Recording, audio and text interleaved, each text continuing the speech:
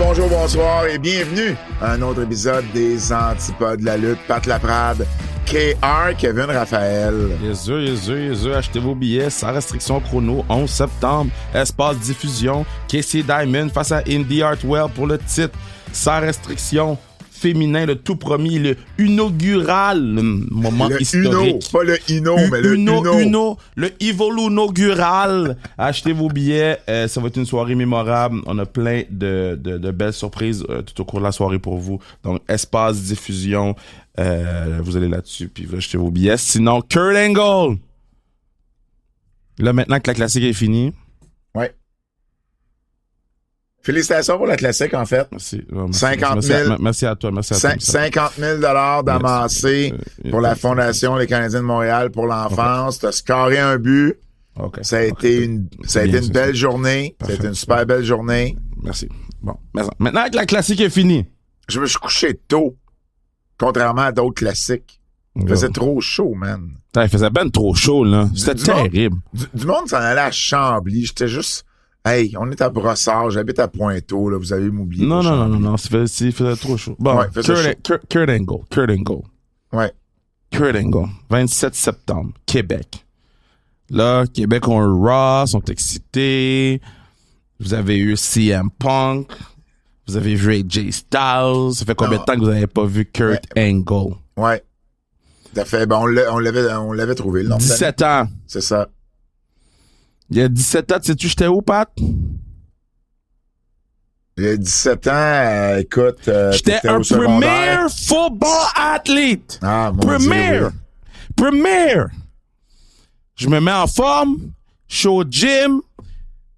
Hey, je travaille ma flexibilité. Je prends mes traitements. Physiothérapie. I'm on. Bain de glace. J'achète la glace. Je fais le bain de glace. Le 27 septembre, à l'Impérial de Québec, Kurt Angle will be my bitch. So, achetez vos billets. Moi, je vais être... au moment où tout ça va se dérouler, je vais être à Cancun. Mais calisse, t'es où? What I know, c'est où les gens devraient être. Ben oui, mais moi, je vais être à Cancun. Où les gens vont être. Fais Kurt Angle à Cancun, man. C'est à la beach. Non, man. Tu vas le voir partout. Bash at the beach avec Kurt Angle. On va voir. Qu'est-ce qui va se passer? Tu vas le voir partout. Tu vas être sur la beach. Tu vas être comme, OK, Kev got this. La dernière fois que tu m'as dit quelque chose. Oui, mais parce que je te l'avais dit avant, qu'est-ce qui se passait? Il y a personne qui m'a texté. J'ai eu aucun texto. J'étais à New York. Toute la soirée, j'attendais un texto. Mais en même temps, j'avais oublié que Pat n'a pas d'amis, fait que personne ne le texte. Hein. What I know, les gens vont être saisis. Les gens vont être saisis le 27 septembre. Oh yeah. Je veux revenir sur quelque chose qu'on a jasé la semaine dernière et que j'avais pas les chiffres devant moi. Te souviens-tu de la discussion qu'on avait eue sur le nombre de billets vendus à différentes époques? Oui. On a eu cette discussion-là, puis tu disais que la lutte, tu sais, ils se vendaient plus de billets maintenant que, bon, à l'époque. J'ai cherché en fait, c'est notre ami Brendan Thurston avec WrestleNomics. Il y a des statistiques à ce niveau-là. Et je veux juste les partager. Fait que, en ce moment-là, OK, mettons 2024, OK, il s'est vendu avec la WWE, là, on parle de nombre de spectateurs, là, c'est 1,9 million. OK? 2023, 1,9 million. J'oublie, là, tu sais, j'arrondis, OK? Mais c'est environ là, 1,9 million, 1,9 million. 2022, 1,8. On va oublier les années de pandémie, évidemment. Avant la pandémie, on était dans le 2, 2,5, 2,3. Puis, tu sais, bon, il y a moins de shows aussi, là, tu sais, donc, tu sais, il y a moins de il y a moins de house shows qu'il y en avait. Pendant les années 2010, là, on est à 2.2, 2.3, 2.4. De 2000 à 2009, OK, ça ressemble à 2.1, 2.5. Ensuite, 3, 4, 5, 2003, 4, 5, là, c'est 1.7, 1.6. Ça remonte à 2, 1.9. Fait qu'on est un petit peu moins que les années 2010. OK? Donc, peut-être un 400-500 000 de moins que les années 2010. Les années 90, on est à 1.5. Tu vois, 97, là, c'est 1.5, 2.1, 2.6. 99, là, 2000, là, on est à 2.5. Là. C'est les deux premières grosses années depuis longtemps, parce que genre 94, c'était 1.6 million. Mais là où il y a une grosse différence, c'est à partir c'est de 85 à 89. C'est 4.5, 5.5 millions de spectateurs par année. Donc, tu sais, quand je te disais qu'il y avait une grosse différence parce qu'on faisait, tu sais, 3 shows par année, contrairement au nombre de shows qui se fait aujourd'hui, ben, là, ils se vendaient, là, 2 fois plus de billets dans les années 80, avec, évidemment, Hogan on top, qui s'en vend aujourd'hui. Ben, avec des tournées différentes aussi, là. Ben, oui, c'est non. Ça, c'est pas juste Hogan on top, là. Non, Hogan mais les pas plus fait grosses, les shows, mais les plus grosses foules, c'était lorsqu'Hogan était sur le show. Ça, puis d'ailleurs, il y a bien des... Puis tu sais, après ça, c'est-tu les vrais chiffres de foule ou c'est les chiffres qu'il y a 93 000 personnes au Silverdome? C'est WrestleNomics. Fait que moi, je trust que WrestleNomics sort les vrais, parce qu'il a pris entre autres... Il a fait de la recherche dans chaque building pour s'assurer du vrai chiffre? Il a fait beaucoup de recherches. Ben, entre autres, Meltzer avait les vrais chiffres à l'époque. Meltzer publiait les vrais chiffres dans ses newsletters. Parce que à l'époque, il y avait le lien direct avec la WWE pour avoir les vrais chiffres behind the scenes. Mais il y a une différence entre publier les vrais chiffres pour les pay-per-view publier Kev, je remettrai pas en doute les chiffres de WrestleNomics. Ben, je pense qu'il est assez... Je pense, ben, parce que j'ai confiance que les chiffres qui sont là, ce sont les bons. Puis, tous les shows n'avaient pas cette exagération-là de 93 000 versus 78 000 pour WrestleMania. Ça valait pas la peine d'augmenter les shows pour les house shows. C'était pas ça le but, là. C'était pas des, tu sais, ils dévoilaient pas nécessairement leur foule, aussi publiquement qu'ils l'avaient fait pour le 93 000. En moyenne, par contre, parce que c'est sûr qu'il y avait plus de shows. Fait que c'est sûr qu'au niveau de la moyenne, c'est autre chose. Tu sais, dans les années 80, c'est une moyenne de 6-7 000. Tandis qu'aujourd'hui, on parle d'une moyenne par show de, ben, tu vois, 2022, c'était 7.5, mais 23-24, on parle de 9 100 puis 10 700 en moyenne par show. Ce qui est excellent.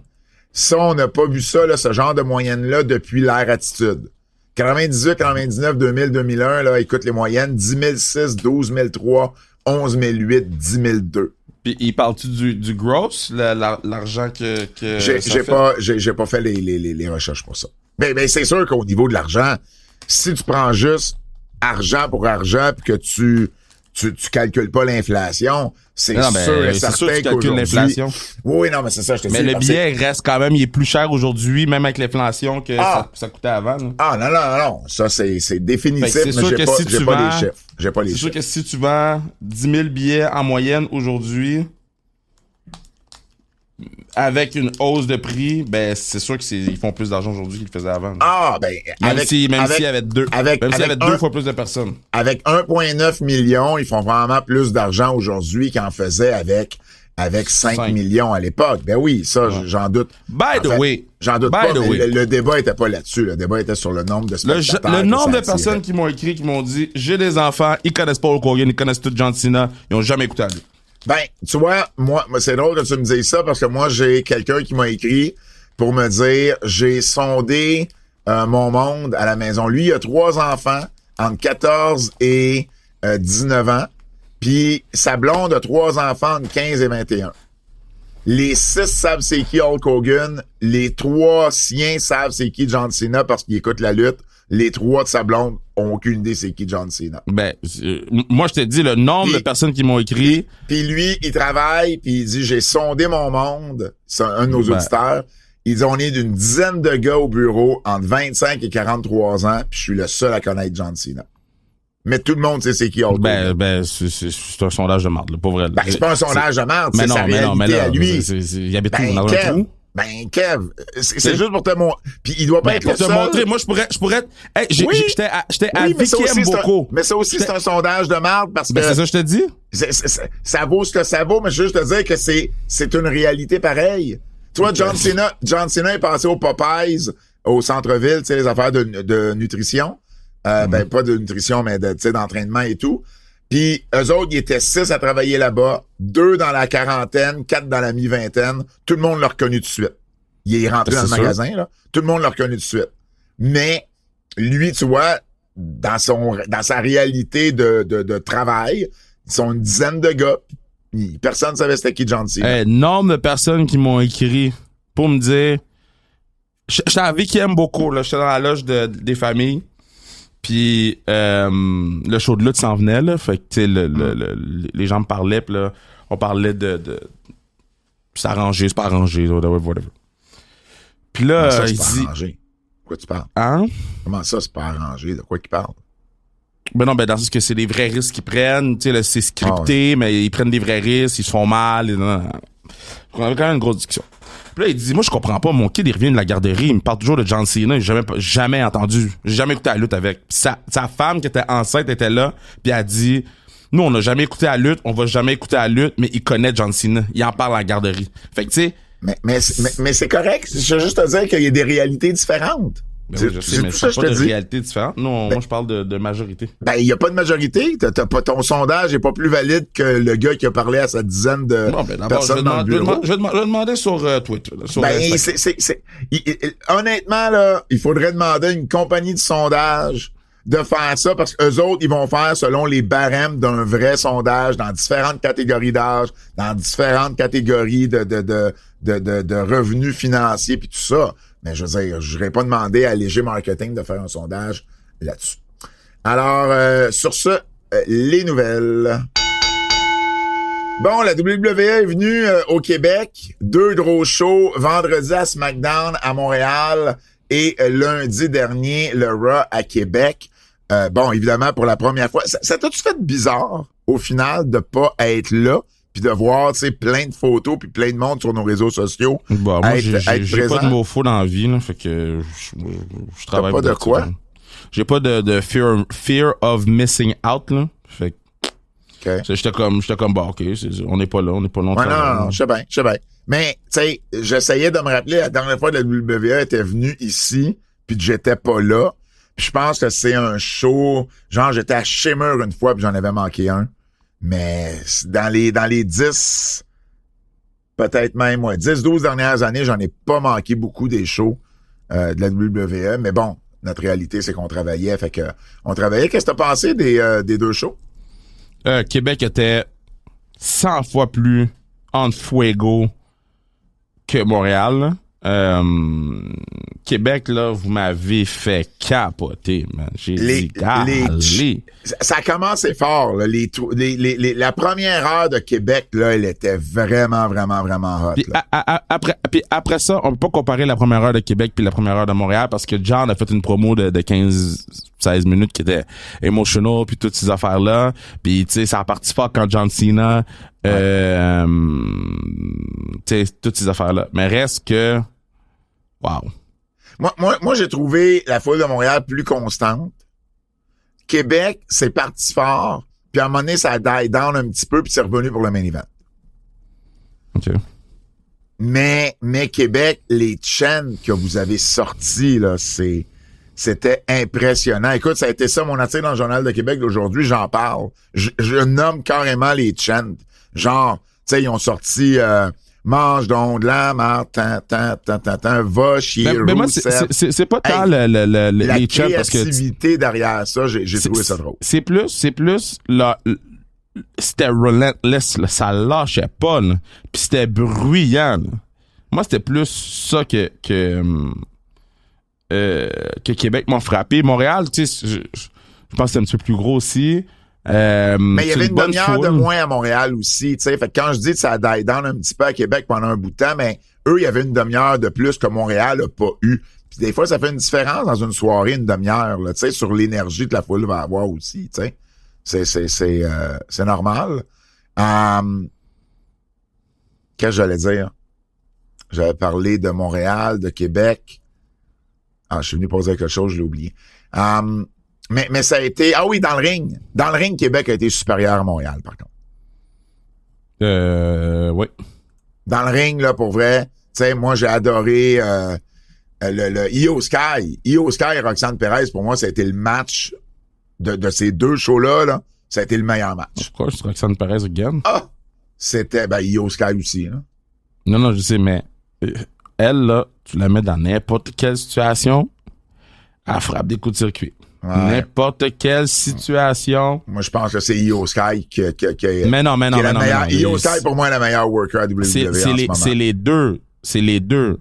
Mais Roxanne Perez, dans backstage promo dans le ring, ils l'ont mis sur un hot seat de remplacer le livre. Yo, Roxanne Perez est en train de frapper pour 1000 en ce moment, là. Il n'y a pas de mauvais segment de Roxanne Perez depuis... je te dirais même jusqu'à depuis le Royal Rumble, là, elle a été là le plus longtemps. Là. Yo, c'est crazy. Ouais, écoute, je suis pas tant sûr que ça a tout été des coups de circuit, mais je suis d'accord. Trouve-moi un mauvais segment de Roxanne Perez comme top of your head, là. Je te dis pas va sur Google, whatever. Ben, Il y a bien des gens qu'on est capable de dire top of my head, ça c'est un mauvais segment. Mais Roxanne Perez, je suis juste plus capable d'en parler objectivement en disant elle frappe pas pour 1000, mais est-ce que depuis son arrivée sur le main roster, elle connaît du succès, puis que c'est une des tops en ce moment? Oui, 100%. Trouve-moi un mauvais segment. Mais oui, mais Kev, il y en a. C'est pas parce que je m'en souviens pas on top of my head qu'il y en a pas. Mais parce que d'habitude, là, OK, c'est quand t'es capable de dire hey, ça c'était un mauvais segment ou ça c'était un mauvais match ou ça c'était pas super bon. C'est parce que ça l'a marqué. Fouillant, on va en trouver. C'est pas ça le point. Moi, le point, c'est qu'elle frappe pas pour 1000. Si je peux finir ma fucking phrase, je vais pouvoir dire mon point. Fait que il y a des gens sur le roster que t'es capable de dire ben oui, tu sais, je me rappelle de telle affaire à top of your head parce que c'était marquant, c'était des erreurs flagrantes, c'était des mauvais segments flagrants. Elle, il y a pas de mauvais segments flagrants, il y a pas de trucs où c'est problématique en ce moment avec Roxanne Perez où tu te dis ben oui, ça c'est arrivé. Fait... Ah non, elle connaît vraiment un gros succès depuis qu'elle est sur le main roster, il n'y a pas de doute là-dessus. Mysterio, El Grande Americano contre AJ Styles puis Dragon Lee. Ça aussi, ça a été un super bon match. Fait qu'au niveau lutte, pour vrai, dans le ring, Québec a eu un meilleur show que Montréal. Montréal, ça a été beaucoup de John Cena puis Sami Zayn. Dominique Guerrero, là, that boy special, man. Oh t'as-tu dit Dominique Guerrero? C'est une mauvaise personne. Ce gars, ben c'est Dominique Guerrero. C'est 96, 97, Eddie? Genre, comme, oh my God! Même coupe de cheveux, la même moustache, les mêmes manières, il est parfait. Ça n'a aucun bon sens. Juste l'entrée avec le masque, là, pour faire un gros fuck you à tous les luchadors, là. Man, gotta love. On peut en parler maintenant parce que c'est fait, mais tu sais qu'on a interviewé Sami Zayn. Après notre entrevue, on lui a demandé, tu sais-tu si t'es à Montréal? Puis il a dit, je le sais pas. J'ai pitché quelque chose pour travailler avec El Grande Americano. Puis c'est le match que Montréal a eu en Dark Main Event. Sami Zayn avec El Grande Americano. Puis après, je sais pas si tu as vu passer, j'imagine que tu as vu passer les vidéos, là. Mais tu savais qu'on l'avait sur le feed, hein, nous? Oui, je sais. Moi, je regarde tout le temps un petit peu. Ben, tout le temps. Quand je sais qu'il s'est passé quelque chose de fou, je regarde tout le temps un petit peu juste pour voir. Fait que Sami Zayn a lutté contre El Grande Americano. Il l'a battu. Puis, en fait, il est venu pour faire une promo. Grande Americano l'a attaqué. Il l'a battu. Il y a eu un match. Il l'a battu. Puis ensuite, il a repris le micro. Il a remercié la foule. Il a parlé en français. Il a amené son petit gars Zayn dans le ring également. Donc, ça a été bien reçu de la part des fans. Ce que Québec a pas eu. Québec a pas eu ça. Québec a pas eu Sami qui parle du tout. Parce qu'il s'est fait attaquer par Solo puis ça gagne. Ben, tu sais, il y a eu quelques petites déceptions à Québec. Ils ont eu un meilleur show dans le ring, mais tu sais, ils ont pas grave, là. Ils ont pas eu, par exemple, Rhea Ripley, tu sais, devant eux. Elle était dans le building, c'est juste... Oui, mais tu sais, ils ont pas pu cheerer pour Rhea Ripley avec son entrée puis tout. Puis tu sais, c'est correct, là, je veux dire, c'est un show, puis tu sais, eux autres, cette semaine-là, ils n'avaient pas besoin de Rhea Ripley, mais... Ben, en fait, non, moi, je pense qu'il y a eu une curveball qui est arrivée, puis c'est ça, là. Rhea Ripley, donc, il y a eu ben, c'est ça, Rhea Ripley était pas là, ils ont pas eu l'entrée, tu sais, de Jey Uso par la foule. Ils ont pas eu Sami qui parle en français, fait que je pense qu'il y a eu quelques petites déceptions. Ben là, bah ouais, s'ils sont déçus pour ça avec les 2 shows qu'on a eus, là, sérieusement, là. Kev, on peut pas tout avoir non plus, là. T'as le droit d'avoir aimé le show puis d'avoir quelques déceptions. Puis j'ai le droit de dire, hey, tu sais quoi, on a eu un maudit bon show de lutte. Ouais. 2 soirs. Ça enlève rien à ça. Tu peux pas tout faire, parce que si tu fais tout, le show dure 8 heures. Ben non, mais il y a des Raw où t'as l'entrée de Rhea Ripley, celle de Jey Uso. Il y a des Raw où t'as des matchs moins bons, puis que t'as pas Sami, puis que Sami est pas sous le show, puis que je suis une promo backstage. T'as raison, mais Sami à Québec, c'est sûr que je peux comprendre que les gens s'attendaient à ce que, tu sais, ils viennent leur parler, mais dans l'histoire, ben, tu sais, il s'est fait arriver par le MFT, puis on n'était pas pour le ramener. Show, c'est un show télé. 100%. Là, l'autre affaire, puis tu sais, l'affaire de Rhea Ripley, puis c'est la même chose pour Stéphanie Vaquer. Si Naomi est dans le building, je suis pas mal sûr que c'est différent. Ah, peut-être. Pour tout le monde. Peut-être, c'est pas impossible. Parce que moi, je pense que l'affaire de Naomi est arrivée très dernière minute. Ouais. Ah, ben je te le confirme que c'est arrivé dernière minute. Fait que, tu sais, je pense que c'est arrivé genre minuit moins 1. Fait que t'as pas le temps, là. C'est arrivé au cours de la journée. C'est ça. Fait que, ouais. T'as pas le temps, là, de tout rechanger. Ils sont déjà dans la ville, là. Ouais. Est-ce qu'il aurait pu faire un dark match? Est-ce que tu veux mettre Rhea Ripley dans un dark match? Ah, ben, Risquer qu'elle se blesse dans un dark match? Stéphanie Vaquer, tu la mets dans un dark... Non, ça... Ben oui, Stéphanie Vaquer a pas été dans un dark match à Montréal. Qui a été dans un dark match à Montréal? C'était Bayley. Ah oui, Bayley avec Raquel Rodriguez. Ouais, mais Stéphanie Vaquer était annoncée pour un dark match à Montréal. Mais c'est moins... Je pense qu'ils l'ont... On s'entend que c'est moins haut, là. T'sais, moi, j'enverrais pas Stéphanie Vaquer dans un dark match quand c'est mon main event de Clash à Paris, là. Puis le main event de Clash à Paris... C'est pas ton main event de Clash à Paris, le main event féminin. Okay. Stéphanie Vaquer va être probablement top 3 des gens les plus acclamés à Clash à Paris, après AJ Styles, puis dépendamment si Jey Uso est là. Ben, John Cena, là. Ah, c'est vrai, John est là. OK, une top 4. J'ai oublié John Cena était là. John Cena, c'est pas quoi? Logan Paul? Ben oui. Toi, tu pensais qu'il ferait Brock Lesnar, mais j'étais sûr que c'était pas pour être Brock Lesnar à Clash à Paris. Là, ils vont le mettre dans un Saturday Night. Ben, j'avais pas la date du Saturday Night Main Event.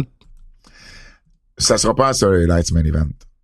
Bro, moi, là, ils sont assez pédés pour faire ça, Pat. Non, mais on va en parler tantôt parce qu'il y a eu une nouvelle là-dessus. Mais juste pour finir, pour Québec et puis Montréal, les assistances, ça a été 13 987 pour Montréal, SmackDown à Montréal.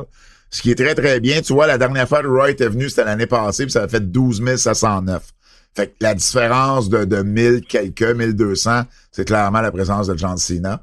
Raw à Québec a fait environ 9500 spectateurs. La dernière fois, c'était en 2023, puis ça avait attiré 10 867, mais c'était le premier Raw à Québec. Donc, ça avait ce cachet-là. Et l'autre affaire aussi, là, Raw est venu pendant Ilsonic, là. Ouais, mais pour le monde de Québec, le rendu au lundi... excuse, Raw, SmackDown est venu pendant Ilsonic. Mais ils ont quand même fait 14 000, là. Oui, c'est ça, je t'ai dit. Ouais. C'est fou, là. Puis, il y avait plus de chandail de John Cena. Ah, ça, je me suis pas enseigné là-dessus. Ça a été compliqué de trouver les chandails de John Cena. Tu sais, comme... Ouais. Je veux juste mentionner, il y avait beaucoup de lutteurs québécois, lutteuses québécoises dans les extras. Donc, à Montréal, c'était la première fois, selon ce qu'on me dit, que c'était toutes des personnes locales. Donc, il n'y avait pas d'Ontariens. Il y avait GT Producer, Frank Milano, Isaiah Bronson, Stephen Maines, Green Phantom, Ian Harrison, William Maltais, Matt Viviani, Danny Léo et Katrina Creed. Puis à Québec, c'était sensiblement le même crew. T'avais Maredez qui était là en plus. T'avais Chris Tara au lieu de Katrina Creed. Puis sinon, c'était pas mal le même crew. D'ailleurs, tu sais, je sais pas si tu te souviens, à un moment donné, il y a un extra qui est resté comme derrière la table des commentateurs longtemps. C'était Stephen Maines. Donc, c'est ça qu'on lui avait carrément demandé, là. de rester là le plus longtemps possible, puis crème, la caméra était dessus. Tu sais, c'était quand même un spot cool pour lui. Puis JT Producer, c'était la 7e ou 8e fois qu'il était à l'écran comme extra. Puis il l'a fait à peu près 12 fois dans les 3 dernières années. On pense que c'est au Canada celui qui en a fait le plus dans les dernières années des jobs d'extra. Parce que t'es pas toujours à l'écran quand t'es extra, là, tu sais. T'es payé. T'es payé, mais t'es pas toujours à l'écran. Donc, ouais, vraiment, vraiment cool parce que c'est une belle, tu sais, je veux dire, c'est pas ça nécessairement qui va te donner un contrat.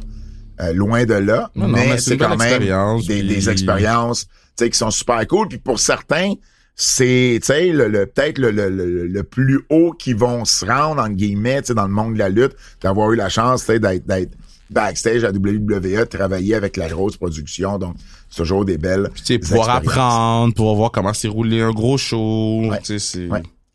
On en a parlé rapidement sur les nouvelles en extra de la semaine dernière, mais là, il y a plus de détails qui est sorti. La WWE et ESPN ont signé une entente. Donc, je vous résume un peu ce qu'on savait déjà de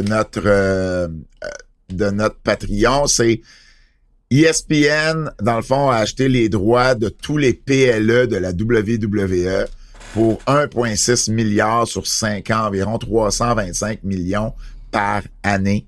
Ça inclut évidemment tous les gros PLE, donc ça sera plus aux États-Unis sur Peacock. C'est uniquement un deal pour les États-Unis, donc ça touche pas l'international. Ici au Canada, tout passe par Netflix de la même façon, mais c'est beaucoup d'argent. C'est environ là, 50 millions de plus. C'est environ 50 millions de plus par année que l'ancien deal. Donc c'est quand même considérable. Peacock avait bidé dans les nouvelles, j'allais dire les nouvelles, dans les nouvelles choses qu'on sait sur ce deal-là. C'est Peacock a offert 275 millions par année pour garder les PLE et la librairie et tout ça. Ça a été, bien évidemment, ça n'a pas été accepté. On a pris l'offre d'ESPN. Par contre, la différence, c'est que Peacock, lui, avant, payait pour les PLE d'NXT et la librairie. Tu sais, tout le contenu historique, tu sais, tous les anciens shows. ESPN, c'est uniquement les PLE. Ça veut dire que les PLE d'NXT et la librairie de la WWE, ils peuvent se trouver un acheteur. Ils ont décidé de vendre ça séparément, man. Freaking smart people. Mais moi, je pense que la librairie, ultimement, va finir sur YouTube, là.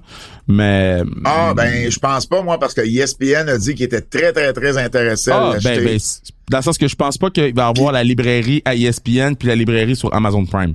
Ce que je veux dire, c'est que... non. C'est soit que ça va aller tout à la même place, puis qu'ils vont, tu sais, ça fait de la promotion pour tes shows. ESPN est intéressé de l'acheter.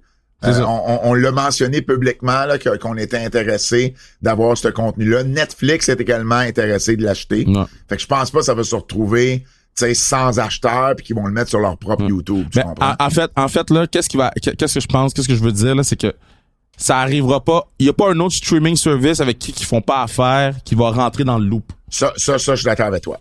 Fait que c'est soit des gens avec qui ils font déjà affaire ou ils vont le mettre sur YouTube parce que les chiffres qu'ils font en ce moment avec Vault, c'est indécent, là.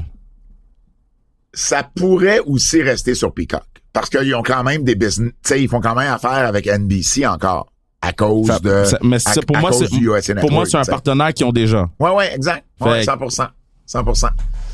Donc, ça vient à échéance en mars 2026.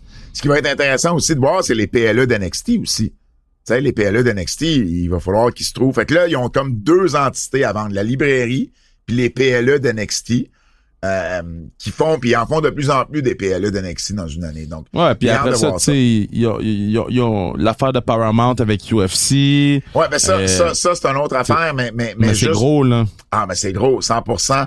Mais juste pour finir avec ESPN, tu vois, ça coûte 30$ par mois. Fait que dans le fond, aux États-Unis, ça va être, c'est une nouvelle plateforme qu'ESPN a, qui commence la semaine prochaine, je crois. Puis ça coûte 30$ par mois.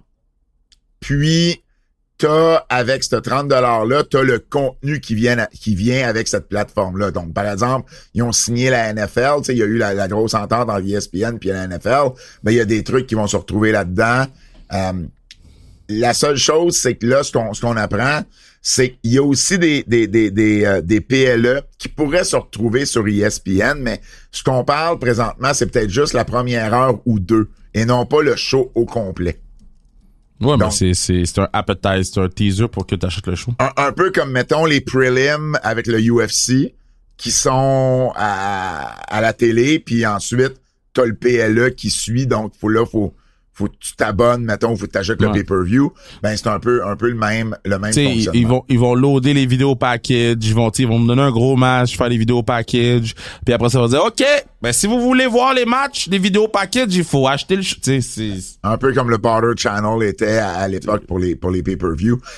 Par contre, si t'es abonné à ESPN aux États-Unis, tout dépendamment avec qui tu fais affaire, tu vas avoir droit à cette, à ce contenu-là, cette plateforme numérique-là, gratuitement, mais ils n'ont pas encore conclu des ententes avec tous les câbleaux distributeurs. Ils veulent le faire, mais quand ils vont ouvrir le tout la semaine prochaine, c'est pas tout le monde qui est abonné à ESPN avec son câbleau distributeur qui va pouvoir avoir cette plateforme numérique-là gratuitement. C'est ça le but down the line, tu sais, en bout de ligne. C'est 30$ par mois ou 300$ par année. Donc, c'est quand même une grosse augmentation avec Peacock, là. Ben, c'est une grosse augmentation de c'est le double. 4,99. Non, c'est le double. Mais quand ça a commencé, là, $4.99. Oui, avec ça. C'est sûr. Les tickets ont augmenté depuis l'achat. Là, c'est les premium, tout va, qui a rapport avec UFC, WWE, tout va augmenter. Fait que WWE en ce moment, là, en incluant, mettons, Netflix, NBC, CW, ESPN puis l'Arabie Saoudite, c'est 1,24 milliard par année. Sans l'étiquette. Ça, c'est sans l'étiquette. Sans le merch. Sans le merch. Fait je veux dire. T'as dit, mettons, combien? 1,24 milliard. Parfait. Imagine leur roster, ça coûte combien, là? Ben, il coûte plus cher qu'il a jamais coûté aussi. Attends, mais on sent 1,24 milliard, là. Non, mais. Bon. Fait imagine le roster coûte combien, puis imagine le coût de production de show coûte combien. Imagine combien qu'il leur reste d'argent. Beaucoup, là. Mais ça, je te dis? Ouais. Eux, là, mettons, leur coût de prod, là, sans l'étiquette, là, sans la merge, c'est couvert. Puis ce qui est important de mentionner, là, c'est pas ESPN Plus, là, cette plateforme numérique-là. C'est une nouvelle plateforme numérique. J'ai hâte de voir parce que il y a beaucoup de gens qui sont perplexes. OK. J'ai hâte de voir parce que tu sais, il y a toute la controverse avec Red Zone, qu'est-ce qui va se passer avec ça? Ouais, le deal avec la NFL fait un peu jaser parce que là, la NFL a maintenant 10% d'équité dans ESPN. Donc, ils ont vendu des actions d'ESPN à la NFL qui valent à peu près 2-3 milliards de dollars, là, dans le fond, là, juste en passant. Retournez écouter les antipodes de la lutte back in the days, là. Ouais. Back in the days, là. Pis c'est quoi j'avais dit? Je sais pas. J'avais dit tout s'en va sur streaming service. Ouais. Quand j'avais vu le deal avec les matchs du dimanche sur Apple, j'avais dit tout s'en va là. Tout. Ça a l'air que la WWE a essayé même de vendre WrestleMania à part des autres PLE. Mais bon, c'est des malades. Ils n'ont pas réussi. Mais moi, je respecte ça. Ouais, 100%. 100%. Il hustle, man. Comment? Il hustle, là. Ouais. Next step, ils vont essayer de vendre Survivor Series à part. Comment? Next step, ils vont essayer de vendre Survivor Series à part. Peut-être. Mais ça, c'est sans compter. Mettons, tu sais, LFG sur A&E, là. Ah, ben oui, on a LFG et les documentaires, tout ça. Ils calculent ça aussi, là. Mais ça doit pas, ils doivent pas aller chercher énormément. Ils doivent pas aller chercher 4$, là. C'est du prime time programming le dimanche soir, 3 heures de télé. C'est pas 10 piastres. Mais tu sais, d'après moi, ça doit être une... Tu sais, c'est peut-être dans les 2 chiffres, mais tu sais, je peux pas... Dans les 2 chiffres? Ouais, c'est pas 100 millions, là, avec Annie, là. Je sais pas les 2 chiffres. Ben, ce que je veux dire, c'est ça doit être à peu près une vingtaine de millions, peut-être, dans ce coin-là. Oui, mais si c'est une vingtaine de millions, c'est beaucoup d'argent. Ben, pour un show avec des gens du PC? Oui. Oui, non, mais attends, c'est pas juste à l'FG, c'est les documentaires, c'est tout ça, là. Les documentaires, la personne qui est chez eux, là? J'y vais, je te dis ça de même, là, mais je sais pas c'est combien. Mais tu comprends ce que je veux dire? C'est pas genre, il y a ça une tournée. C'est pas une tournée avec dans plein de villes. 100%. Tu sais, ils font ça au PC, puis les documentaires, quelqu'un est dit chez eux. Ouais, 100%. Rapidement, juste parler, parce que tu l'as mentionné, UFC de son côté, parce que c'est quand même TKO, eux, ils ont signé 7,7 milliards sur 7 ans avec Paramount. Ça commence en janvier. Eux, c'est 1,1 milliard par année pour 13 pay-per-view puis 30 Fight Nights. Ça, c'est avec Paramount Plus, donc qui appartient à CBS. C'est la plateforme numérique qui est liée avec CBS. Et par le fait même, ben il y aura plus de pay-per-view de UFC. Donc, tu pourras plus acheter un pay-per-view comme on faisait avant, comme la compagnie a toujours fait depuis 93. Ça va être uniquement Paramount Plus. D'ailleurs, je pense que c'est Mark Shapiro qui a dit, ou Harry Emmanuel, que le modèle des pay-per-view était un vieux modèle qui marche plus aujourd'hui, à part pour quelques combats de boxe. Donc voilà. Donc, UFC qui était avec ESPN, puis c'était à l'époque, il avait signé 1,5 milliard pour 5 ans. T'imagines, Kev? À l'époque, ils ont signé 1,5 milliard sur 5 ans. Là, ils ont signé 7,7 milliards sur 5 ans. C'est quand même weird, hein? C'est de l'argent en tabarnak. Il y a personne qui sait c'est combien. Ben, en fait, il y a personne qui parle du deal de A&E. Ah, tu cherchais, ouais. Je sais pas. Ben parce que, tu sais, I guess, les gens trouvent que c'est pas assez important, mais c'est public. Le WWE, c'est public. Fait que, mais il y a pas un... J'essaie de me renseigner là-dessus. Il n'y a pas des articles qui disent, hey, sur A&E, ils font tant d'argent. Le deal avec UFC, là, l'UFC devient au numéro 4 des plus gros deals dans le monde du sport avec NASCAR, derrière NFL, NBA puis MLB. C'est fou, là. C'est vraiment, vraiment fou. Fait que, tu sais, TKO, là, a été chercher 2 gros deals là, pour UFC puis la WWE. Les états financiers de TKO WWE sont justement sortis. Et puis, pour le deuxième trimestre, la TKO a fini avec 1,3 milliard, une augmentation de 10%.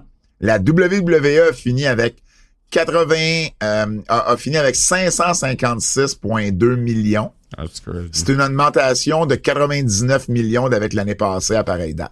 Tu sais, c'est assez, c'est de l'argent, là. 100 millions de plus que l'année d'avant. C'est sur, ça veut dire, c'est à peu près 25% d'augmentation.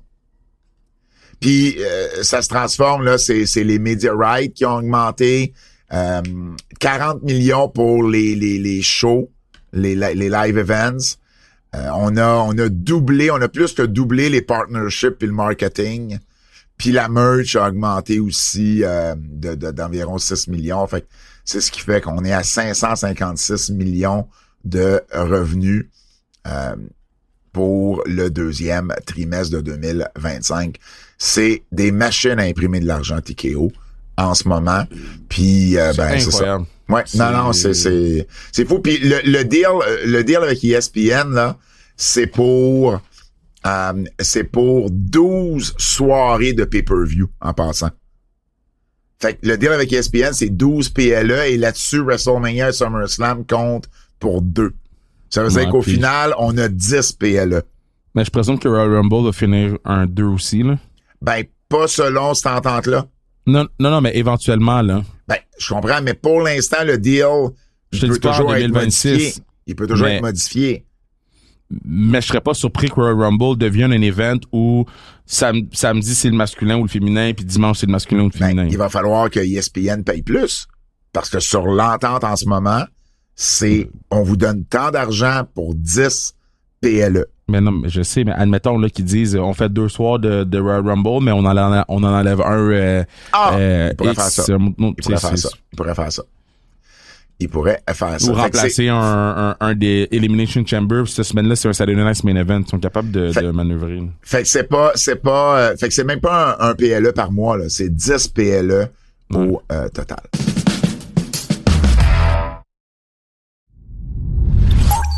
Qu'est-ce qu'il y a d'autre aussi du côté des nouvelles? Ah oui, Unreal. Unreal a eu un gros succès sur Netflix. Fait que Unreal, dans le fond, a fini dans le top 10 mondial sur Netflix dans les 7 premiers jours là, que ça a été disponible. Ça a fini avec 2,3 millions de views et 10,7 excuse-moi, 2,3 millions de viewers, donc d'auditeurs, mais 10,7 millions de views. Mais le 2,3 millions de viewers, ça veut pas dire qu'il y a 2,3 millions qui ont regardé. Ça veut dire qu'il y a 2,3 millions d'abonnements de Netflix. Ça, c'est 2,3 millions à households. C'est ça. Fait que c'est à peu près 1,6 qu'il faut multiplier. Fait que calculer le 2,3 fois 1,6, ça vous donne, j'imagine, pas loin de 4 millions de personnes qui ont regardé. Mais au-delà de ça, épisode 5, épisode 4 puis épisode 5, c'est cinéma, là. Okay. Épisode 4 puis épisode 5, puis moi, les gens m'en parlent, là. Ça finit... Ouais, vas-y, excuse. Quand John Cena turn heel, le processus... Moi, j'ai quelqu'un qui m'a dit, je savais pas que c'était comme ça, la lutte. Puis là, ils sont hook. Là, ils sont hook, là. Puis, tu sais, l'affaire de Naomi est arrivée. Fait que là, ils sont comme, c'est-tu vrai, c'est pas vrai? L'affaire de Karrion Kross est arrivée, c'est-tu vrai, c'est pas vrai? Comme, là, ils second guess tout ce qu'ils voient ou entendent ou qu'est-ce qui, tu sais. Yo. Ça finit 9e à 2,3, c'est ça, 2,3 millions de views. Puis tu sais, juste pour donner un ordre de grandeur, c'est super, là, 9e. Raw, durant la même période, avait fini à 2,7 millions. En fait, ça finit un peu en avant de WWE. Mais tu sais, mettons une série comme Untamed, tu sais, qui connaît beaucoup de succès, là, qui est la grosse série sur Netflix en ce moment, on parle de 12,2 millions. Ouais, mais c'est fou. Non, je vais juste relativiser. C'est super bon parce que c'est dans le top 10. Parce que c'est de la lutte. C'est de la lutte. Ben oui, exactement, tu sais. Pour de la lutte, tu fais comme, wow, OK, ça a vraiment, vraiment fonctionné. Ça a été dans le top 10 dans bien des pays. Tu sais, faut pas oublier, là, ça a pas été, bizarrement, ça n'a pas été dans le top 10 au Canada. Unreal. Drive to Survive a pas connu le succès qu'il a connu la première semaine. Drive to Survive, les gens ont découvert la série. Je comprends. Ça l'a explosé après, mais reste que d'avoir un aussi gros succès aussi rapidement, c'est déjà une victoire pour la WWE. On a un plan pour faire un PLE le 20 septembre. Donc, le 20 septembre, c'est All Out à Toronto. Et là, il y a une grosse rumeur. C'est ça qu'on sait pas. Ça serait à Indianapolis. Ça serait le 20 septembre. Et ce qu'on ferait, c'est Cena Brock qui serait le headline de ce PLE-là. Oui, mais PLE ou... PLE. Tough. À Indianapolis. Tough. Il n'y a pas, évidemment, de confirmation. Mais tu sais, il y avait un trou, là. Tu sais, il y a Clash à Paris le 31 août. Il y a Crown Jewel à Perth le 11 octobre. Il n'y avait rien en septembre. Je suis pas nécessairement surpris de voir un PLE. Non, je suis pas surpris de voir un PLE. C'est juste dans un mois, là. Faudrait qu'on sache. Dans 5 semaines. Bah, tu sais, ça de même. Je sais. Mais bon, est-ce que c'est... Mais il y a beaucoup d'informations puis de plusieurs médias différents pour pas que ça soit vrai. Non, t'sais? Je pense que c'est vrai parce que quand le building se loue, le building se loue. Ouais. Mais... Puis la rumeur voudrait que ce soit Cena Brock parce qu'on veut aller contre All Out d'AEW. Yo. Tough. Moi, je respecte ça. Parce que c'est dead, là. tu vas me dire que All Out va battre Brock contre Cena the last time? Écoute. Ben, c'est dead. Ah, il faut, c'est fini. T'en as parlé tantôt, le contrat de Karrion Kross. Bon. De ce qu'on voit passer, puis des entrevues qu'ils accordent, puis du fait qu'ils sont disponibles pour du booking, Karrion Kross et Scarlett ne seraient plus avec la compagnie. Karrion Kross a dit lui-même que son contrat venait à échéance le 10 août. Maintenant, il y a une histoire parallèle qui dit que tout ça, ça serait un work. Mais j'ai comme l'impression que depuis R-Truth, tout le monde, tu sais, il y a plus personne qui veut se faire comme pogner. Ben, parce que tout le monde veut tout savoir. On veut pas être des marques. Ben oui. Je suis comme... Comment? Non, mais tout le monde est comme, je veux tout savoir, on veut pas savoir. Je suis comme, on peut-tu juste enjoy le processus, là? Ben non, il y a des gens qui c'est leur travail de Non, je parle pas des gens qui c'est leur travail, les journalistes. Tu parles des gens de l'Internet, là. Je comprends. Mais au final, écoute, à toute fin, je sais pas, moi, j'étais curieux de savoir, je voulais te le demander, as-tu essayé de booker Karrion Kross? Il a pas répondu. Puis d'habitude, moi, les gens me répondent quand même rapidement. Fait que c'est peut-être un signe que c'est un work, mais on le sait pas. Peut-être qu'il a reçu énormément de messages. Mais moi, la journée qu'il a sorti son documentaire puis qu'il y avait le lien pour le booking, j'ai écrit à Karrion Kross, j'ai pas eu de réponse. Fait que ça va être à voir. Comme je dis, présentement, de tout ce qu'ils disent, eux autres, ils sont plus avec la compagnie. Maintenant, reste à voir, est-ce qu'ils vont revenir? Est-ce que c'est un work? Après ça, je suis surpris, moi, que il est pas avec Paragon. Tu sais, c'est pas un adresse de booking. Attends là, c'est pas une adresse de booking avec une agence. Non, je comprends. C'est business@killercross.com. Ouais. Fait que c'est Killer Kross qui était son nom sur les Indies. Ben, dans le sens que c'est l'adresse de son site internet, là, ça va directement dans sa boîte de courrier, whatever, mais reste, je suis surpris qu'un gars comme Karrion Kross, quand Ashanti Diadonis, si tu veux y parler, faut que tu passes par Paragon. C'est parce que j'ai l'impression qu'on veut en faire un work à la Ron Killings, sauf que là, on le work du début. Tandis que Ron Killings a vraiment quitté, tu sais, lui, à un moment donné. Ben, si c'est un work, je veux qu'il apparaisse sur des indies. Je l'ai pas vu sur des indies. Non. Par contre, là, il y a un t-shirt sur Pro Wrestling Tees. Oui, mais ça, on s'en fout. Je l'ai pas vu sur des indies. Pas encore. Faut que quand le gars va apparaître sur des indies, là, les gens vont faire comme, OK, c'est vrai de vrai. Mais maintenant, t'es Karrion Kross, là, ton contrat fini quoi? J'ai envoyé lundi, là. C'est le 10 août que ça venait à échéance. OK, fait que j'ai pas envoyé direct, j'ai envoyé le lendemain, excuse. Okay. Lundi, le 11. Mais quoi que ça a fini quoi le dimanche, c'est pas beaucoup de shows de lutte le lundi puis le mardi, hein?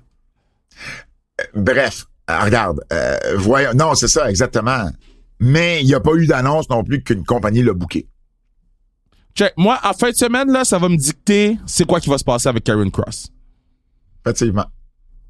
Mais si vous voulez que votre work marche, laissez-les aller faire un indie. Il faut qu'il aille faire des indies. Sinon... Mais pas il faut qu'il aille faire des indies. Oui. Ou au moins, il faut qu'il soit annoncé. Tu comprends? Bref, on va suivre ça. Pour l'instant, il est nulle part. Il y a Naomi également. Fait que là, Naomi était pas à Québec. Fait que Naomi est pas à Québec. Ce qui a été dit, c'est qu'elle avait pas reçu le feu vert des médecins. Sauf que là, sur le coup, on a tous pensé à une blessure. Sauf que là, elle et Jimmy Uso vont être les invités de Stephanie McMahon ce jeudi pour son podcast à Stephanie McMahon. Ouais. Fait que là, moi, ce samedi, c'est pas une blessure. Elle est enceinte. Ben, c'est ce que tout le monde dit, là. Ben, je sais, à partir du moment que, tu sais, tu te reviens sur un scène, t'as Naomi et Jimmy Uso ensemble sur le podcast de Stéphanie avec Naomi qui était pas, tu sais, je sais, ça veut dire que Crème, elle a appris qu'elle était enceinte puis elle a pas lutté, ce qui serait tout à fait logique, normal, ça suit l'ordre des choses, là. Tu comprends? Parce qu'il y en a beaucoup de femmes qui ont lutté sans savoir qu'elles étaient enceintes, puis à partir du moment que tu fais le test et que tu l'es, ben là, t'arrêtes, là, tu sais. Si c'est ça, je suis très content pour Naomi. Super content. C'est un crise de mauvais timing dans sa carrière. Ben, attends. Mais tu contrôles pas ces affaires-là, nécessairement. Très content pour Naomi. Très content pour ce qu'elle a fait jusqu'à ce point-ci. Puis j'espère qu'on va se rappeler de tout ce qu'elle a fait quand elle va revenir. Ouais. C'est tout. Puis on va en avoir plus de nouvelles, j'imagine, au courant de la semaine. Si vous voulez avoir in the same week, Naomi tombe enceinte, elle s'en va sur un podcast. Taylor Swift est sur New Heights. Taylor Swift sur New Heights, là... C'est le plus gros... Yo, il y avait 100... Hier soir, qu'on était au Burger, 187 millions de personnes avaient vu le teaser sur Instagram. Imagine. 124 millions de personnes avaient vu un autre affaire qu'ils ont posté. C'est fou, hein? Ils ont posté l'intro, là. L'intro, là. À matin. Tu sais, là, les gens, WWE, il y a rien comme comparé à Taylor Swift. Ils ont posté l'intro de Jason Kelce à Taylor Swift à matin. Je vais vous donner le chiffre. C'est rendu à 5,4 millions. Ça fait 2 heures. 5,4 millions en 2 heures. C'est 2,5 millions à l'heure. Ben, excuse-moi, là, mais c'est ça. It makes no sense. Si vous voulez avoir plus de nouvelles, ça se passe sur notre Patreon Keybook. Les nouvelles en extra exclusivement sur notre Patreon. Keybook, cette semaine, aux nouvelles en extra, il y a un lutteur qui quitte la WWE, Jelly Roll, on vous parle de Jelly Roll. Il y a plusieurs nouvelles concernant AEW, l'infirmerie et bien plus. Tout ça exclusivement sur notre Patreon Keybook, les nouvelles en extra, exclusivement sur notre Patreon Keybook. Lutte québécoise. Lutte québécoise. On recommence. Lutte québécoise. Laissez pas tranquille. Je vais te parler, Kev, Lutte québécoise, de je sais pas si t'as vu ça passer, Mystery Wrestling. Ouais, bravo les boys. Je vous explique, Evil Uno, évidemment, à qui ça appartient, Mystery Wrestling à Gatineau, qui ont battu le record du plus long match de lutte de tous les temps. Le record précédent, c'était 21h44 minutes et 34 secondes qui avait eu lieu au Japon en 2021. Le nouveau record, c'est maintenant 21h49, donc et 12 secondes. On a un petit peu moins de 5 minutes de plus.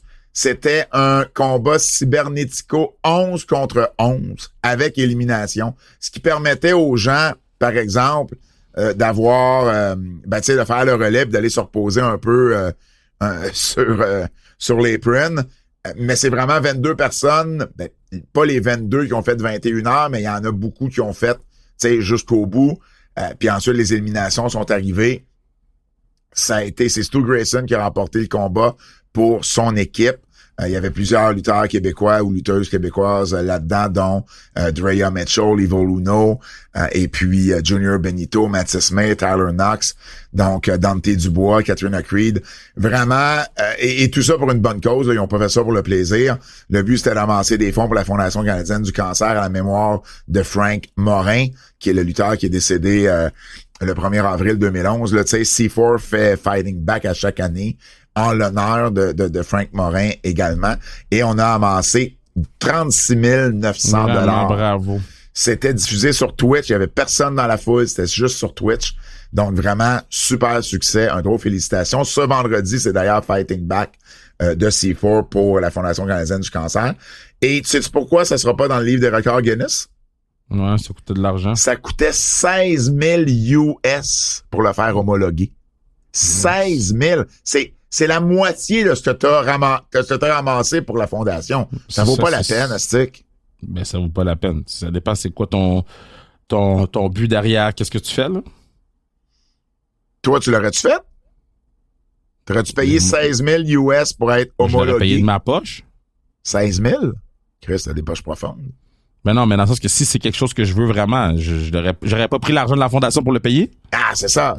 Non, je comprends. Dans le sens que j'aurais payé, j'aurais trouvé un commanditaire qui me le paye ou whatever, mais c'est quand même cher, 16 000. Parce que sinon, tout le monde va homologuer des records. Ben non, mais je comprends, mais en fait, ben non, mais le but, moi, j'ai toujours pensé que fallait juste qu'il y ait quelqu'un du livre de records Guinness qui soit présent. Mais non, parce qu'après ça, toi, tu fais de l'argent. Toi, tu fais de l'argent pour dire que t'es dans le livre de records Guinness ou whatever, c'est quoi t'as fait? Ouais, je comprends. Mais 16 000, tabarnouche. En tout cas, bref, eux autres l'ont pas fait. Mais ça demeure que c'est... je respecte ça, mais qu'ils l'avaient pas fait. Je dis pas qu'ils auraient dû le faire. Je te dis juste, il y a des gens qui veulent être dans le record Guinness pour faire de l'argent down the road après. Je suis dans le record Guinness. Je comprends.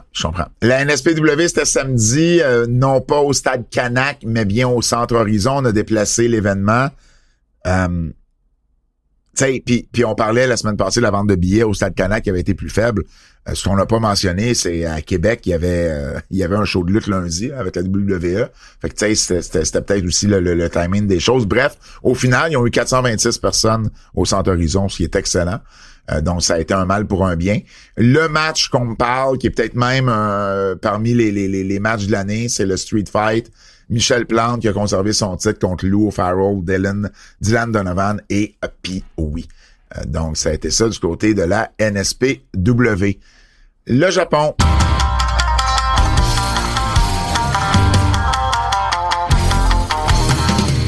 Comment ça se passe, ton G1, Kev? Je suis rendu à Night 12. Puis, dans la vraie vie, ils sont rendus où? 14, 15, ils sont rendus dans les demi-finales. OK. T'es pas si pire. Non, ça va. C'est quoi les matchs à... les gros matchs là, qui sont sortis de tes dernières écoutes de la dernière semaine?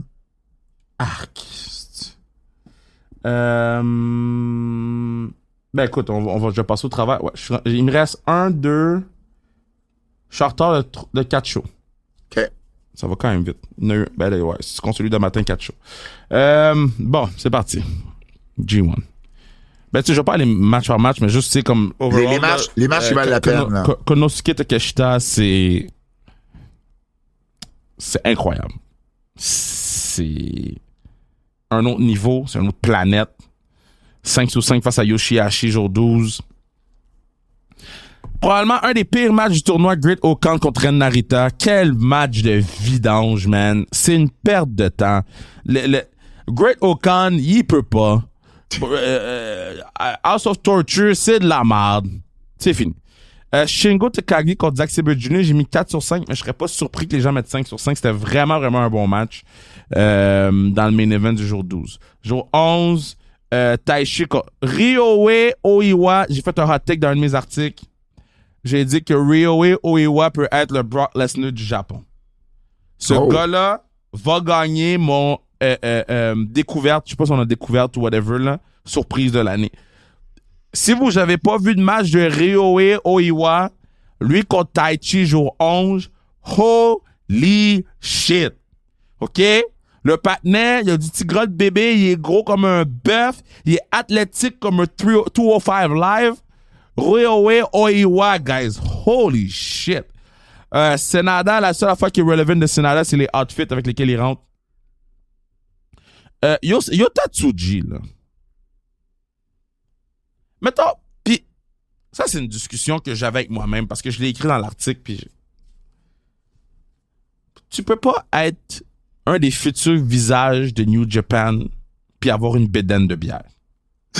Si t'es fat, t'es fat. Fais pas de body shaming. Laisse-moi finir. Si t'es fat, pis c'est ça que t'es, pis c'est ton personnage, pis tu sais, t'as l'air fort, là, tu sais. Combien de gens on a vu, ils ont l'air fort, là. Ils ont une bédaine, mais ils ont l'air fort. Mais lui, il a pas l'air en forme. Tu peux pas être dans ta tête un des visages, faire des sourires tout le temps, puis avoir l'air de ça à côté de Tanahashi. Il était à côté de Tanahashi. Tanahashi a 102 ans. L'autre, il a l'air de passer ses après-midi aux 3 brasseurs. Qu'est-ce qu'il calisse? Il mesure 7 pieds 12. 7 pieds 12, il a une bédaine de bière. Ah, c'est drôle. Mais non, mais c'est pas drôle, c'est ça. El Fantasmo, Shingo Takagi, ça a été un très bon match. Je vous conseille d'aller le voir. Drilla Maloney puis Konosuke Takeshita, 5/5. Drilla Maloney, c'est un coming out party, hein? Lui, coming out party. Il va avoir du booking à gauche puis à droite. Puis moi, si je suis WWE ou AEW, je le signe comme quick. Puis ben, les autres, je pense que j'en ai parlé là, des autres matchs. Là, mais non, man. Meltzer a donné 2-4 écarts à 2 matchs de Takeshita. Takeshita Maloney puis Takeshita Tsuji. Ben moi, j'avais mis 5 à Takeshita Maloney puis Takeshita Tsuji. Ben, il faut juste que j'aille la date, là. C'était après Maloney. T'as après Maloney, Takeshita Tsuji? Ouais.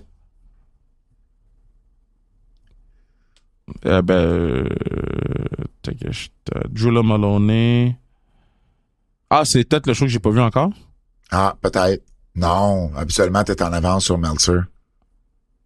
Ben là, moi, je suis rendu à jour 11. Ben, je sais pas. Honnêtement, habituellement, j'ai la date, là. Je l'ai pas pris en note, mais Takeshita, on s'entend, c'est la star du G1 cette année. Like the usual. Ouais. Hey, je veux faire, ça fait un bout qu'on n'en a pas fait, puis il y a eu de la bonne lutte, là, rapidement. Je veux aller dans quelques coups de cœur. Coup de cœur, il y a eu de la bonne lutte à AEW, Kev. Ouais. AEW, les 2 derniers dans la mètre, là, il y a eu des gros matchs. Puis je trouvais ça important là, qu'on les mentionne. Bandido et Brody King contre les Bucks dans le tournoi éliminatoire là, pour le titre. Adoré ce match-là. Bandido va avoir des votes pour Breakout Star ou whatever. Bandido, là, Ouais, il y a une grosse année quand même. Il y a une grosse année à AEW puis au Mexique également. Vraiment, j'ai beaucoup aimé. Moxley avec Mike Bailey, j'ai bien aimé aussi. Moxley avec Bailey, bien aimé ce match-là. J'ai aussi, qu'est-ce que j'avais noté aussi? Adam Page avec Moxley, où ce que tout le monde là, était banni du ringside. Là, ça a été un bon match. Également, j'ai adoré le match par équipe. Athena avec Billy Starks contre Alex Windsor puis Tony Storm. Solide match par équipe. Aussi, Athena, je suis content, là. On la voit de plus en plus à AEW. Tu sais, après qu'elle soit passée genre 2 ans, 3 ans à Ring of Honor. Je suis content qu'on lui donne cette chance-là avec AEW. Puis j'ai adoré aussi Mark Briscoe a eu 2 gros matchs. Contre Mark MJF. C'est une star. Contre MJF, contre Ricochet. Les deux, ça a été deux excellents matchs. Puis du côté d'NXT, Nia Jax avec Lash Legend, man, hier. Oui, vous m'entendez parler en bien de cette façon-là d'un match de Nia Jax, mais c'était intense, solide. C'était, tu sais, on parle souvent, tu sais, les gros matchs de poids lourd à WWE, un McIntyre, Sheamus, un Sheamus Rusev. Ben, c'était l'équivalent féminin, là. C'était 2 bons gabarits qui se sont donnés à fond. Honnêtement, je m'attendais pas à ce genre de match-là. J'ai été agréablement surpris. Ils ont été super créatifs. Ils ont été super... tu sais, man, le cardio, nul les deux, là. Ouais. Ça a été un match high-pace, là. Ça n'a pas été headlock, armbar... Puis quand Naya s'assoit sur, tu sais, le finish arrive. Oh man, le finish, je me suis levé. Wow. L'autre, elle vient pour faire un genre de powerbomb, puis Naya fait juste s'asseoir dessus. Yo. C'est comme un manège qui part, tu sais, tu le vois pas venir, puis whoop, t'es parti. C'était... Le main event, là. De... Pour tous ceux qui disent que Triple H ou whatever veut pas mettre des blacks, là. Mais là, c'est Shawn Michaels. Mais Triple H travaille avec aussi, là. Il a son nom à la fin. Je sais. Avec le main event, c'est quoi, 7 sur 8? Si tu comptes l'arbitre, c'est 8 sur 9. Ils ont même mis l'arbitre.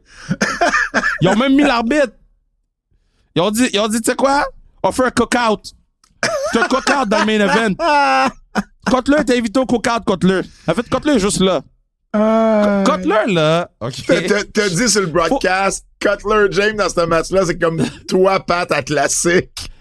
OK. Cutler James, là, OK. Je peux pas faire ses promos parce que les choses qu'il dit, je suis comme, my boy, il faut que tu prennes un break, là.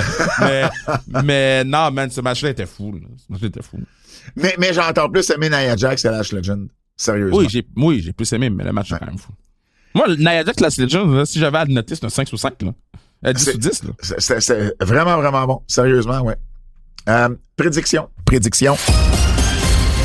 Je veux pas faire quoi, là? Je veux pas faire tout le show, mais c'est parce qu'en fin de semaine, c'est quand même Triple Mania 33. C'est le premier Triple Mania sous la bannière de Dominique WWE. Mysterio prend la belt.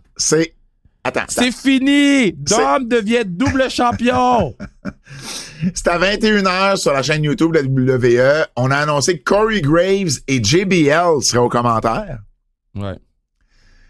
Donc, on a tassé Conan pour JBL. On a introduit Conan au temple de la renommée de Triple A sur le show. C'est Rey Mysterio qui va qu'est-ce que je pense qui est arrivé? Quoi? Je pense qu'ils ont dit, shit, Corey, il connaît ses affaires vraiment beaucoup, là. Oui. Fait qu'il n'y avait pas tant besoin de Conan. Ils ont besoin d'un color commentator. Ils ont besoin d'un gars qui met de la vie, là. Oui. Conan, il met moins la vie que... 100%.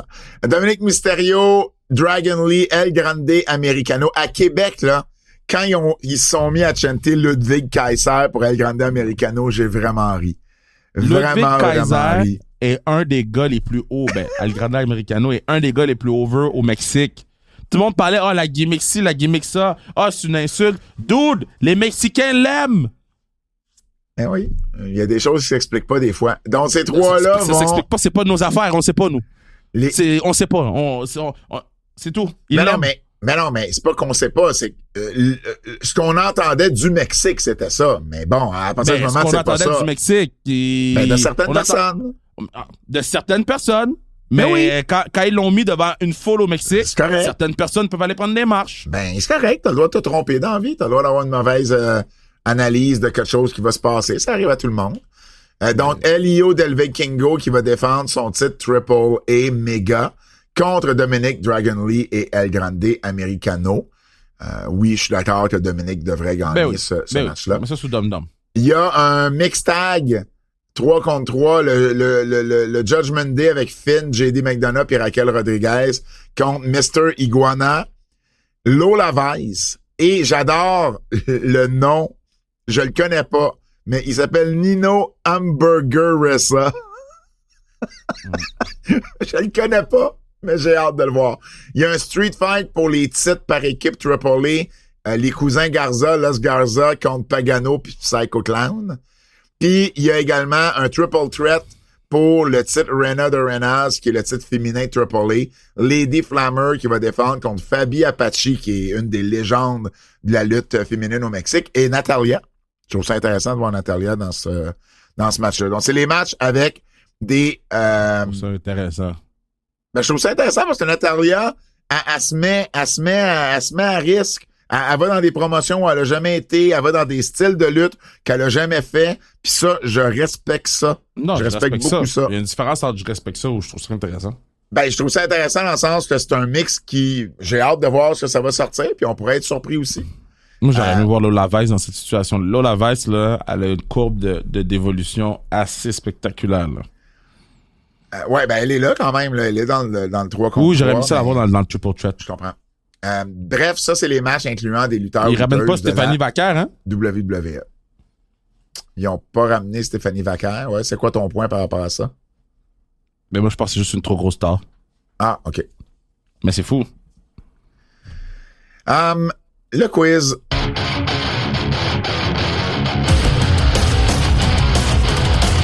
Le quiz de notre ami Jérôme Jacques, Double J. Que pensez-vous de la run de John Cena en heel? Une réussite ou une déception? Ben, c'est quoi qu'il veut dire comme... C'est quoi qu'on qualifie de réussite ou de déception? Est-ce qu'on a aimé ça ou est-ce qu'ils ont printé de l'argent? Est-ce qu'ils ont printé des impressions puis des on views? Parlons pas business. Parlons comme fan. Est-ce qu'on a aimé la run de heel de John Cena? Moi, j'ai pas aimé ça, là. Moi, mon take est le suivant. Le turn était fou. J'ai adoré le turn. La run, je l'ai beaucoup moins aimé. Mais moi, j'ai pas de... il a fait...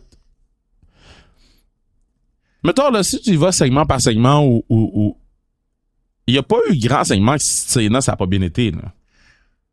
Je comprends, mais c'est pas... Je trouve que le turn a été plus gros que la run.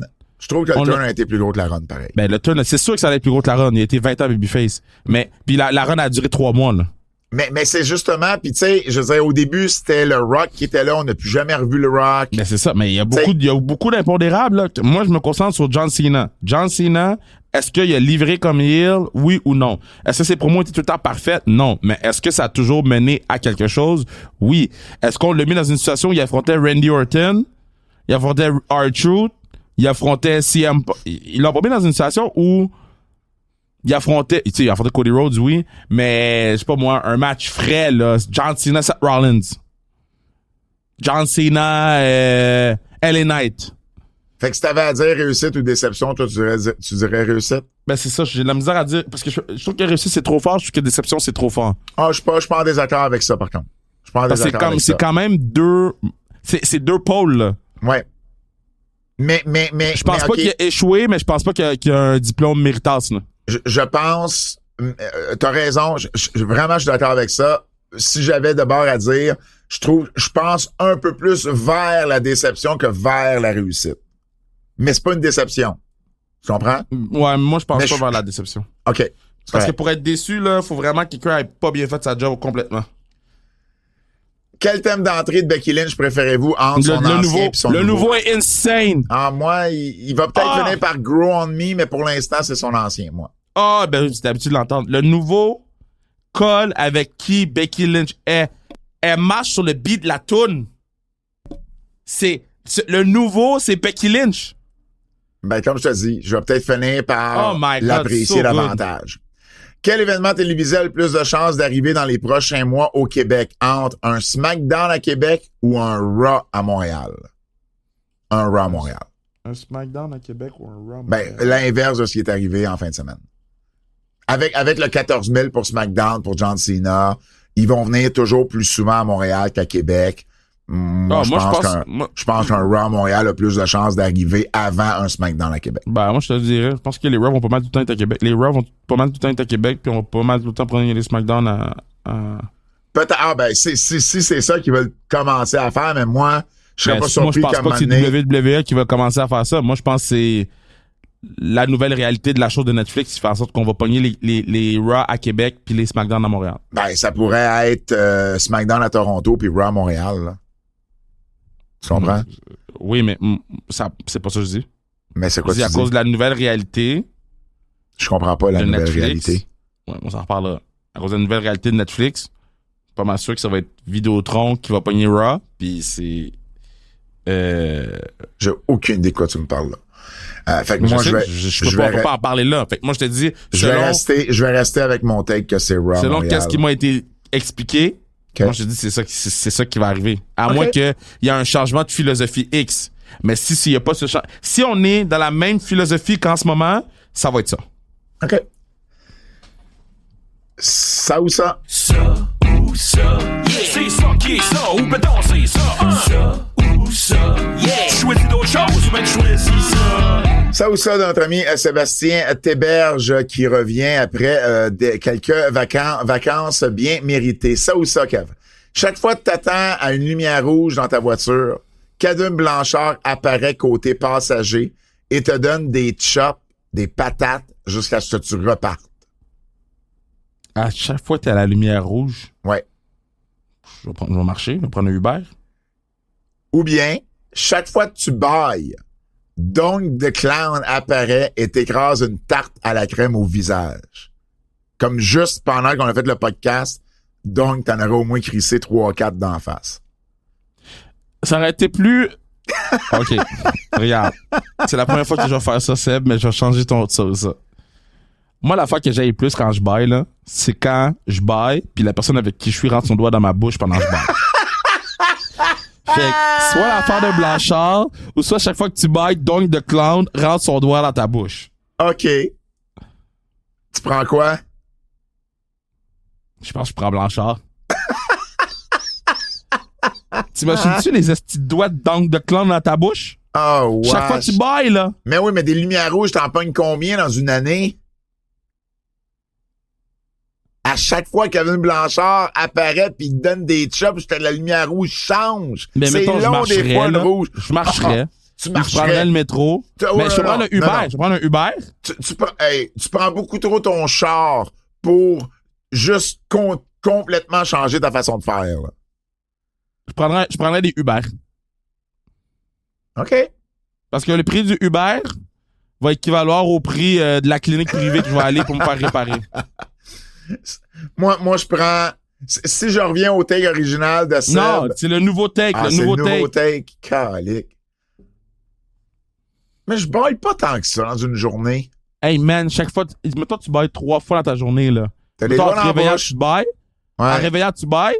Il est 7h30 du matin, Mais oui, mais donc moi- de quoi on rentre son doigt dans ta bouche. J'avalerais mon bâillement. Tu sais, quand tu fermes ta bouche... Ouais, mais des fois, tu peux pas l'avaler. Ben là, je comprends. Tu bailles au moins 2 fois par jour. Fait que t'as au moins 2 fois le doigt de Je suis à Dong dans l'aise- ta je bouche. suis à l'aise avec ça. Ça ou ça, du moment que tu sors de la maison, c'est Bronson Reed qui te porte sur ses épaules. Donc, chaque fois que tu sors de la maison... En moyenne, les gens baillent 5 à 10 fois par jour. OK, ben en moyenne. Ça veut dire qu'il y en a qui baillent 2 fois, puis il y en a qui baillent 20 fois. C'est une moyenne, ça. Du moment que tu sors de la maison, c'est Bronson Reed qui te porte sur ses épaules. Ça, c'est nice. Ou, du moment que tu sors de la maison, toi, tu portes le lutteur nain Tiger Jackson sur tes épaules. Oh, j'allais dire de quoi tellement bad. Moi, je me laisse si je peux porter par dire ça. Bronson Reed. Fuck that. Laisse-moi réfléchir. Ah, Ok. moi, j'ai... OK, regarde. Là, on joue, là, OK? Oui. On joue. Puis, je vais juste Il dit mettre un on joue. On joue. Parce que là, on essaie de trouver la meilleure solution, OK? J'aurais jamais fait ça dans le cas échéant. Puis, je suis pas en train de rire des petites personnes. Mais, est-ce que j'ai le droit de le mettre dans un sac à dos, genre? Ah, t'es pas correct. Non, c'est sur tes épaules. Mais mettons, sur mes épaules, genre, assis? Oui! Mettons, comme, mettons, un concert, puis là, il s'assoit sur mes épaules? 100%. Ou bien c'est toi qui s'assois sur les épaules de Bronson Reed. Moi, je prends Bronson Reed. Ben oui, mais s'il tombe, tu tombes de haut en Mais tabarnak, t'as là. plus à marcher. Oui, mais s'il tombe, là... Pourquoi il puis- tomberait, c'est Bronson Hey, Reed? mettons là, tu sors de chez vous, t'es sur les épaules de Bronson Reed, t'es aussi grand qu'Olivier Rioux, Oui! tu passes plus dans aucune corde de porte. Ben, tu te penches. Ben non, tu peux pas te pencher, t'es sur ses épaules. Ben, tu peux quand même te pencher, Kev, là. Pat, admettons, là, Bronson Reed, il est combien? Moi, je sais pas, il est pas si grand que ça, Bronson Mettons, Reed. il est 6. Mettons, il est 6. Ouais. Puis toi, t'es combien? 6'2". T'es 12 Ok, fait pieds que dans les vous êtes airs. 12 vous êtes 12-4. Ouais. Rio, il est 7-9, il passe pas à travers les portes. Ben, il va se pencher, Bronson, puis moi aussi. Mais même si tu te penches, tu passes pas. Mais oui, mais c'est aussitôt que tu sors de la maison. Mais mettons, tu t'en Fait vas au que dans la resto. maison, dehors, dans la rue, il n'y a pas de cadre de porte. Mais mettons, tu t'en vas au resto. Mais tu te penches. Ben non, mais mettons, tu t'assois, là. T'es encore sur ses épaules? Comment tu manges? Ah ouais, mais là, ça va pas si loin que ça. Ben, on joue. Ben, moi, ok, je prends... mais Moi, toi, je prends... tu prends Tiger sur tes épaules. Ben, si j'ai l'option du sac à dos, je le prends, là, mais sinon, je le prends sur mes épaules. Ça ou ça, le dernier. Chaque fois que tu montes Ben, les oui, escaliers, je veux pas que les gens... Je m'emmerde, là. mais J'essaie les gens juste de vont trouver- t'emmerder pareil. Ben non, ils vont pas m'emmerder, j'essaie de trouver une solution. Tu parles de mettre Tiger Jackson dans un sac à dos pis tu veux pas que les gens t'emmerdent? Bro, j'ai vu un chum dans mon entourage qui sortait avec une petite personne la mettre dans un sac à dos, OK? Je l'ai vu de mes yeux. Puis j'ai dit, est-ce que c'est correct? Puis il m'a dit, ben c'est pas la première fois. Puis j'ai dit, OK. Fait que c'est de là que vient ma question. Foutez-moi la paix, je les ai vus. On sortait du Names. Tu demanderas à Manu, il était là, il y a plein de photos. Oh, man. Venez pas remplir mes DM. Ah. OK, dernier ça ou Puis ça. Lou O'Farrell, je te jure, si tu fais une story avec ça, je t'efface d'Instagram. Wow. Ça ou ça. Chaque fois que tu montes les escaliers ou tu prends l'ascenseur, le spirit... Attends une minute. Ah ouais, OK. Chaque fois que tu montes les escaliers ou tu prends l'ascenseur, le Spirit Squad apparaît. Ils font une danse puis ils font la fête autour de toi avec des instruments de musique en te bousculant. C'est cool, moi j'aime ça, moi. Ou bien, chaque fois que tu manges, Naomi te vole une bouchée dans ton assiette. Moi, je prends Naomi. Fuck that. Mais est-ce que Naomi reste là après ou Naomi bounce? Naomi, c'est juste quand tu manges. Après ça, elle bounce. Mettons, elle apparaît, elle prend la bouchée puis elle décalisse? Ouais. Moi, ça me dérange pas, moi. Ben, moi non plus. Ben, moi, je prends Moi non Naomi. plus. Moi, je prends Naomi. C'est deux Voyons. trucs positifs, là. Mais en même temps, à chaque fois que tu montes des escaliers ou tu prends, ah non, je prends trop des escaliers puis l'ascenseur. Ben non, moi, je prends Naomi, là. Je prends l'ascenseur de la cage au sport, c'est que tu rentres deux là-dedans, t'es un de trop, imagine avec le Spirit Squad qui danse. Je prends Naomi, man. Moi, je prends Naomi. Moi, je l'aime, Naomi. Puis tu sais, mettons, tu vas au resto, ça paraît bien, Naomi est là, puis elle est à côté Ben non, de toi. elle tu fais apparaît comme- puis elle disparaît. Ben non, mais je comprends, mais tu peux faire comme, hey, restez là, Naomi va arriver. Elle prend une bouchée, puis elle s'en va. Hein, je vous l'avais dit, c'est parfait. Mais avec mes gars, ma tradition, c'est chaque fois que je finis de leur faire à manger, je leur dépose leur assiette puis je leur pogne une bouchée de leur assiette, tu sais. Ah, wesh. Pourquoi wesh? Je te- Puis ils sont tellement fâchés, là. Mais plus ils vieillissent, Puis lui, ils sont en crise, ils sont comme yo, tu peux-tu me laisser ma bouffe? Si t'en veux, fais-toi-en. C'est très drôle. C'est déjà tout pour les antipodes de la lutte cette semaine. Merci d'avoir été à l'écoute. Abonnez-vous à notre Patreon, Keybook. Et sur ça, on se dit à la semaine prochaine. C'est un rendez-vous.